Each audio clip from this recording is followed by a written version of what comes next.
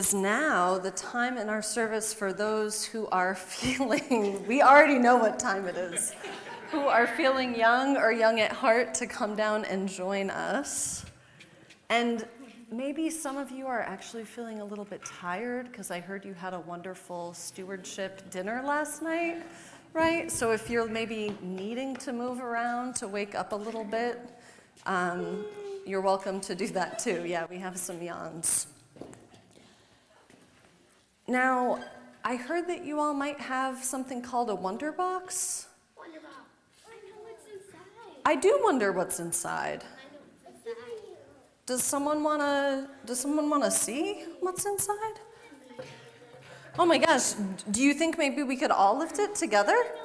I think we could probably, you already know what it is. That's true, but keep the secret. All right, I bet we can all open it together on the count of 3, okay? Does everyone have their hands on? Okay, are we ready? 1, 2, 3. Yarn. What is it? A piece of yarn? A piece of yarn. We're disappointed. Can I touch it? A ball of yarn, yeah. Everyone can take a turn to touch it. I like balls. Do you want to hold it last? Yeah. Okay. And then maybe there might be some people way in the back who don't even know what it is. So do you mind to maybe we can stand up and show it to everybody?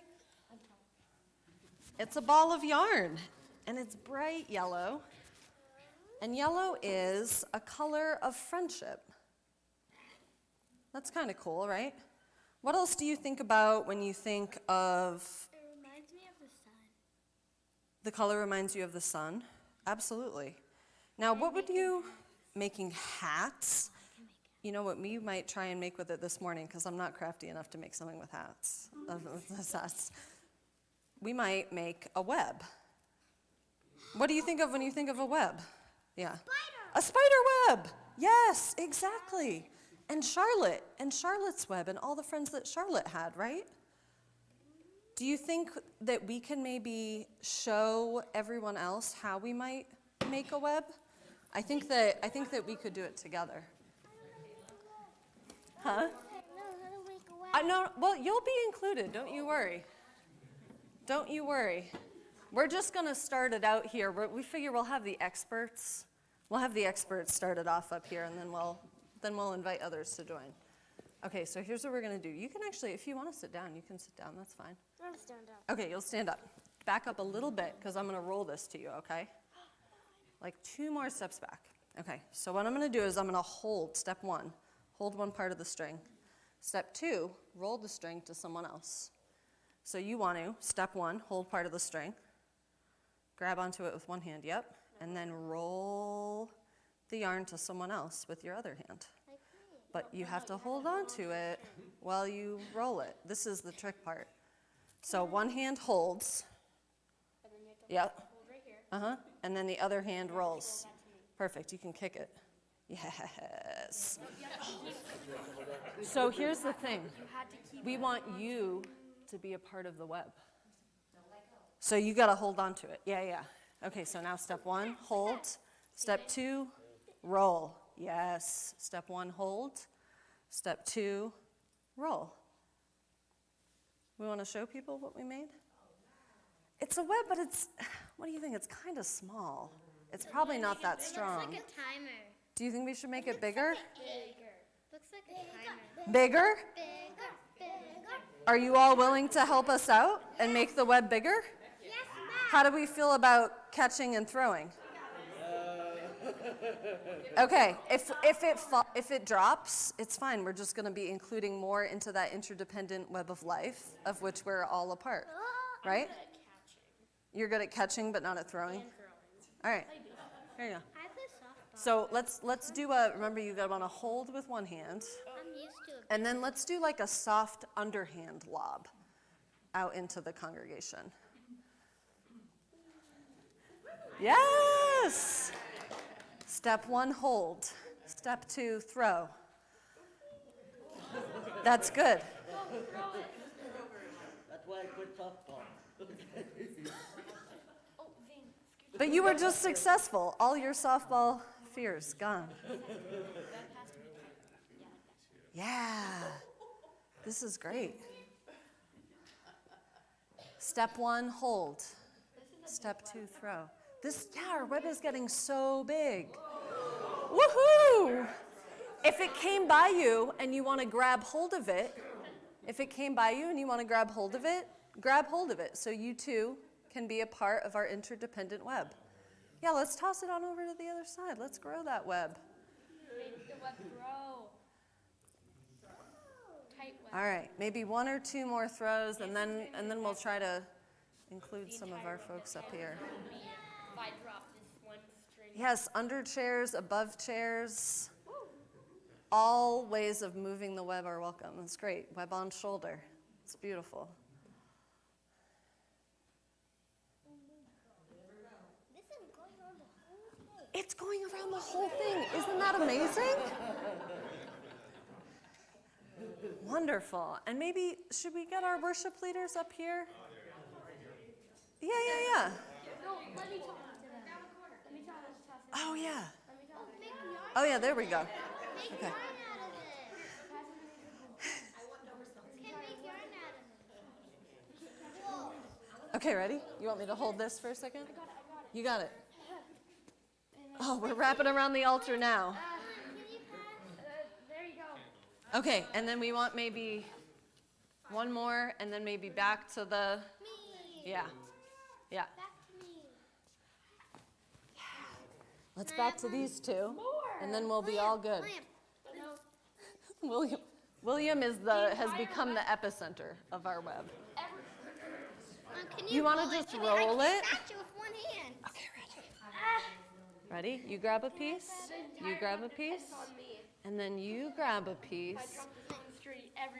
Here is the secret of the web, is that this entire web depends on all of us, right? If one person drops it, the entire If one person pulls a little bit, you can feel, okay, I think, here, ready? We're gonna let the web be the size that it is. And maybe if there are folks in the back, can you lean over and grab a web? Oh yeah, okay, there we go. We're making it all the way back. Okay. Like the entire web depends on me, nobody else. The entire web actually depends on it, Never mind. because if everyone else was gone, you wouldn't have a web, right? Yeah. Okay, so the magic of the web is that we can pull on it and someone else will feel our pull and the web stays there and it stays strong and it holds us, right? And we might feel someone else pull on the web and we just can kind of pull a little back and say, hey, I'm right here with you. I'm right here with you. And if you are joining us at home, you too are a part of the web, right? This interconnected web extends even beyond what we can see and what the yellow yarn connects, right? So today we're going to think a little bit more about the interdependent web, and we're now going to slowly let it go and maybe pull it forward a little bit so no one falls on our web, because we don't want that, right? So let's let go of our web and start pulling forward, okay? Do you want to help me pull forward? Maybe grab this and pull it forward. Amazing. Your beautiful web. Thank you all so much for making a web with us this morning. Down. It is going down. But even though it's going down, we know the truth that it is still here and still with us. So now we are going to sing our children off. Oh, it's fine. Here, ready? We can just pull this right here. You're good. You're good. Okay, are you all ready to go to your classes?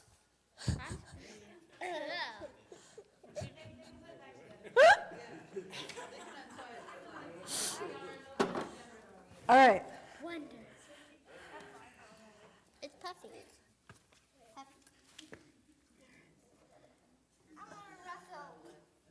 Wait, I think the web It went around. might need to stay right here, okay? Yeah, so we're gonna unwrap it from our hands, and we're gonna leave it right here because it's part of our altar now. Because yes, it did get stuck on the altar. And let's sing our children out now. The word got me. I got you, you're good. Ready?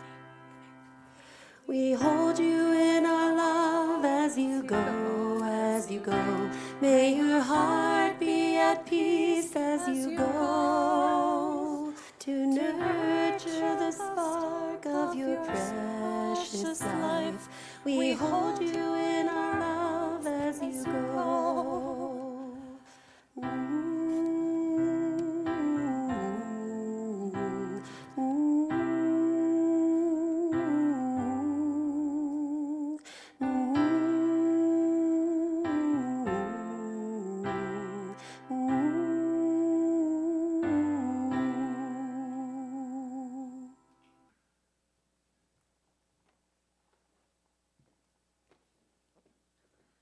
Thank you, Rosalie. And thank you all for having me. I failed to mention, there's like a white elephant whenever I walk into a room now, that I am indeed pregnant. So those of you who were looking during the Time for All Ages and were wondering, yes, I am. And it is so good to be with you all this morning, and thank you all for coming out, even after such a wonderful dinner with so much guacamole and Moe's meal. Yeah, okay. So, I stand before you today being able to go to school and become a minister because of the impact labor unions had on my family. My mother's father was a union electrician. My parents were both public school teachers in Massachusetts, represented by a strong union, and both my husband and my brother are employed by unions. Unions gave my family and to continue to give my family financial stability. Now, I've always been appreciative of them, and that appreciation only grew when I served our congregation in Charleston, West Virginia, and learned about the beautiful and powerful history of minor unions in this state.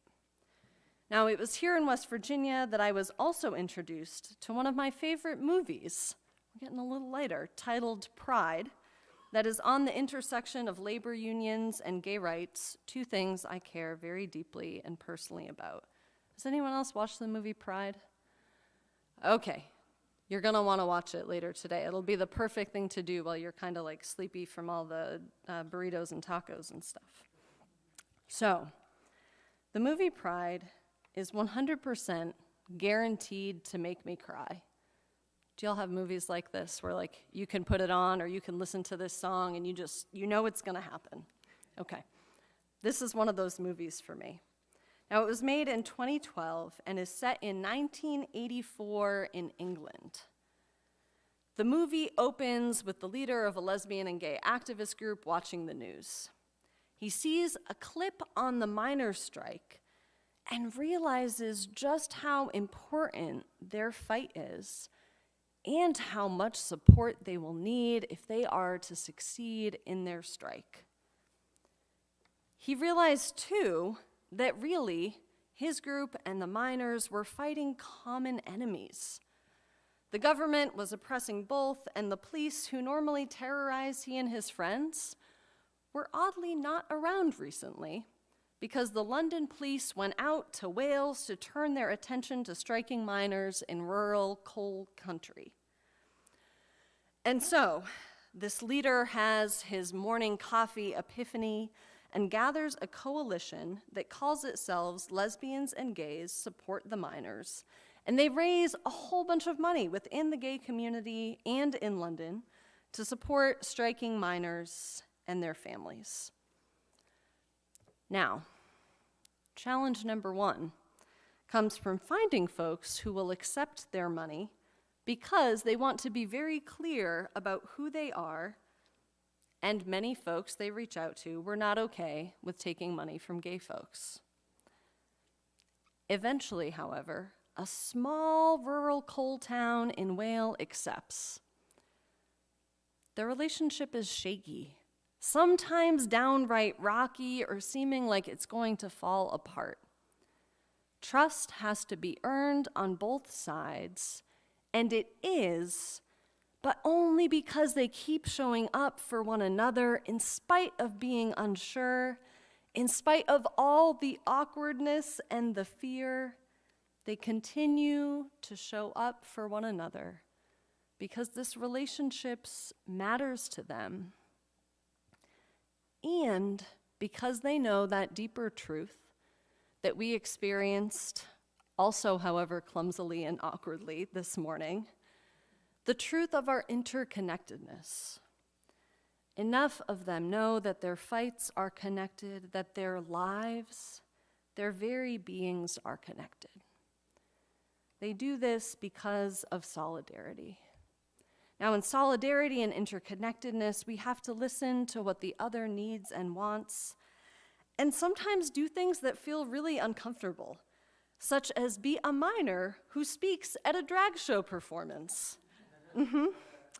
Or a gay activist who shakily speaks to a union hall full of miners.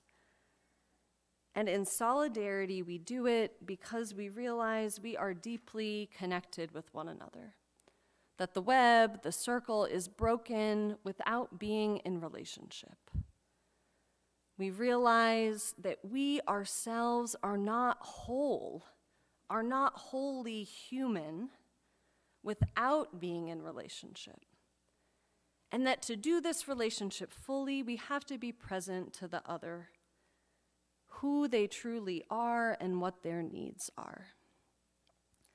Now, there's a quote from an Australian Indigenous rights group, often attributed to one within the group, Lila Watson, that reads, "If you have come here to help me, you are wasting your time. But if you have come because your liberation is bound up with mine, then let us work together. Your liberation, freedom, wholeness is bound up with mine." Now, what does this mean to us Unitarian Universalists doing work in congregations and fellowships? Most clearly and obviously, it provides a model of how we do work outside of our walls, right? Of how we build relationships and show up for one another. We are clear that we are doing this because we are interconnected, because our own wholeness depends on being present with others who we do not yet know. And I think it also provides an important model of how we can do the work of the community within our communities, our congregations, our fellowships, of how we show up for one another as individuals and groups, both in wider struggles and oppressions, but also in that daily work of being in community and staying in covenant with one another. For we all know that this is not easy work, right? It is not easy work, and there is so much attention that is required every day and every week. Because truly being in relationship and showing up for one another and ourselves is an act we always have to keep up with. In those moments that seem really small, like those parking lot moments when someone tells us something that's going on with them, and we make the choice to call them about it the next day and check in and see how they're doing. And in moments that seem really big, like when a community partner asks you to show up for an event because they are afraid to be there alone. There are so many moments when we're grieving, when we're needing meals, or when one committee or team needs help to accomplish a project. So many ways that we are invited to be with and show up for one another. Now, I can imagine this kind of being fully present, shifting even budget conversations, which you all are about to be doing probably because stewardship time just happened, right? It is possible, I do believe, where all leaders with their own priorities and hopes can look at the mission, vision, and goals of the congregation, and everyone can agree that clearly the most important large investment of the church are automatic door openers because right now not everyone can get into our spaces alone. and that the piano or the new lights or the new video or increased money for marketing needs to wait, because together we can clearly view what our deepest needs are and what will make us the most whole together. For the common good, for the goals of the church, for becoming whole and becoming the community we long to be. When we are deeply living into relationship, the love that connects us, that yellow string of friendship that binds us, is what will continue to hold us together. And when we are deeply living into relationship, that love is more apparent, that pull that we can feel is more present and is easier to center. So, why do we do our work like this, in relationship and with others? Even when it can be more time, it takes more time to do work with others usually, right? And it can be less efficient, and even when it can be heartbreaking or exhausting. We do it because being in relationships makes us whole. The love and indeed the heartbreak too that we experience in relationship with others on the web is what makes us fully human and whole. It brings us to the truth of our interconnectedness and brings us into transformational experiences we could never have imagined, right? I believe and trust that you all have probably had relational experiences within your church that have shifted things in you, that have changed you and shaped you for the better. Because entering into real relationship and being present to what comes changes us in beautifully powerful and humbling ways. Because that's what the love that connects us does. Right? All right, back to the movie Pride. One of the most powerful scenes in the movie takes place the second time the London lesbian and gay activist groups comes to this small town in Wales for a visit. The miners are losing money and losing hope. It seems that they might not be able to keep up the strike because their families simply do not have enough food. Now, this main leader who we began with, the one who had his coffee time epiphany of the gay activist group from London, feels their desperation deeply and also his own, as he's now invested in their fight too. And so he stands up on a table and makes a rousing speech of how this group is going back to London and will raise more money and do something huge, how they're in this together and they shouldn't lose hope. And people clap because they're really grateful. But as someone watching the movie, you're not really sure if the support and solidarity will really change much, if they truly believe that this money will help them in the strike, if it will help their morale. It's a bit of a lukewarm audience. And then one woman stands up and starts to sing the song, Bread and Roses. Now, this is a labor song about a strike of mostly women textile workers that actually this original strike occurred in the town one over from the one I grew up in Massachusetts. So this woman in Wales stands up and starts singing the song Bread and Roses after the speech from the gay activist ends. She's standing there all alone, and you're not really sure still how the room is going to take it. And then for the second verse, other women join her and start standing and rising, and then before the song is up, everyone is singing. And people in the lodge are crying as they sing, and me watching at home too is crying as they sing. Likely you will too if you watch it. It's a powerful scene, for what you see is people in relationship, wading into a scary unknown together, and being vulnerable enough to rely on one another in deep moments of need. Committing to stick together despite the scary unknown and unjust odds stacked against them.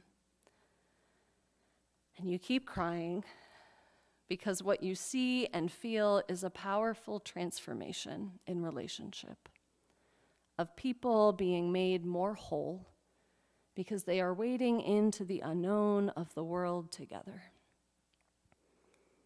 So my prayer for us today is, may we be so brave as to be those people in actions, however small and daily, or grand in what will become pivotal moments of history. May we be those people in all those moments, those who risk relationship, those who stay present to one another when things get hard and become more whole because of it. Amen. May it be so, and may we make it so.